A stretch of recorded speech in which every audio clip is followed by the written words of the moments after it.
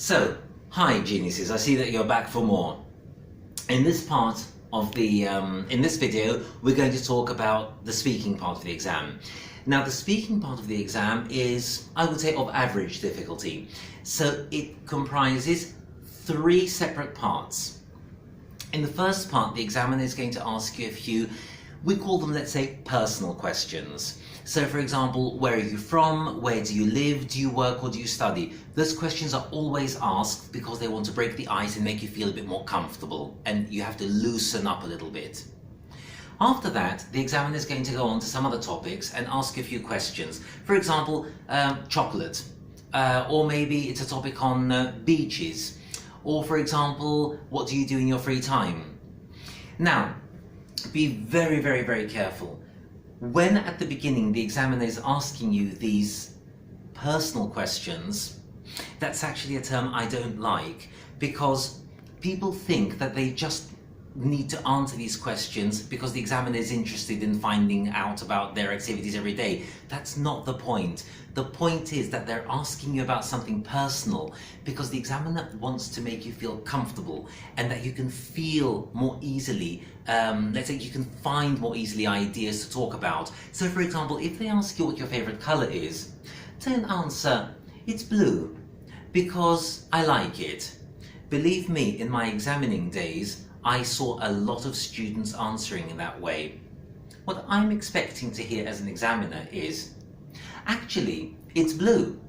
I think the reason is because the sky is blue, and in my country we have lots of sunshine. So when I look up, I feel that I can aspire. My heart opens up. I feel exuberant.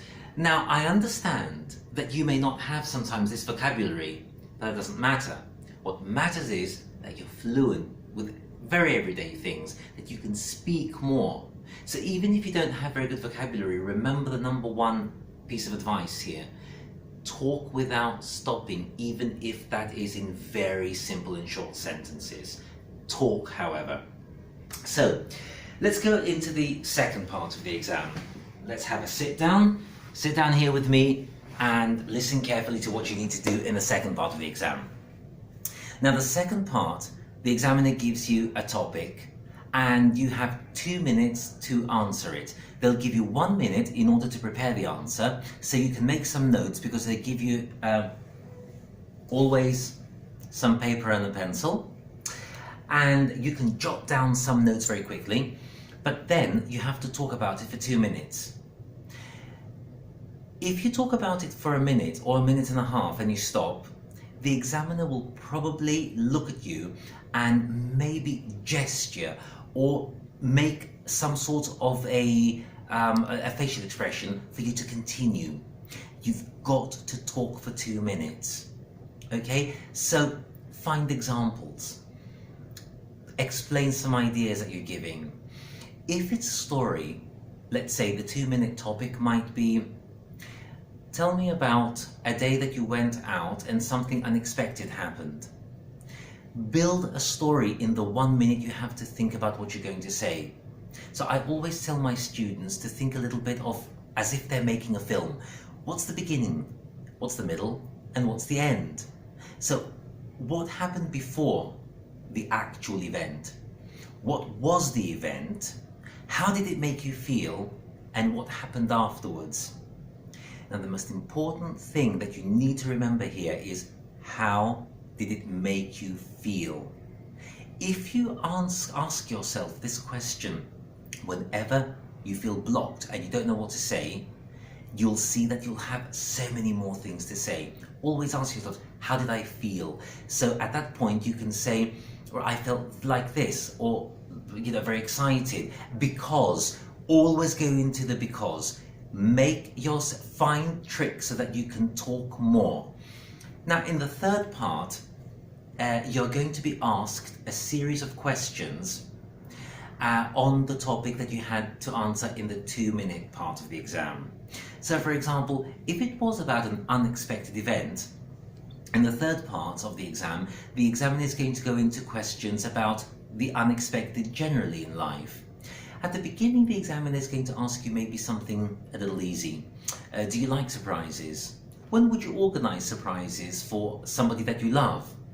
But then the questions actually become progressively much more difficult. We call them abstract questions. And it might even go up to a national level. You know, for example, what should a country do if another country surprises it in some way? Maybe because of a war or something. So you will have something that's quite a difficult issue, and if you can't answer that, the examiner will go into an easier question again. But in order to prepare for that third part, read a lot of newspaper articles, and every day try to put it in your schedule so that you can inform yourselves about what's going on in the world through the BBC site. It's actually a very accessible site. The English is a little easier than a newspaper, than in a newspaper, and in 10-15 minutes you can find out a lot of things. And try to talk a lot with some topics that you have. If you look up on the internet and Google speaking topics for the IELTS, there are hundreds of them. Talk by yourself. A lot of my students actually have found very nice information on Wikipedia.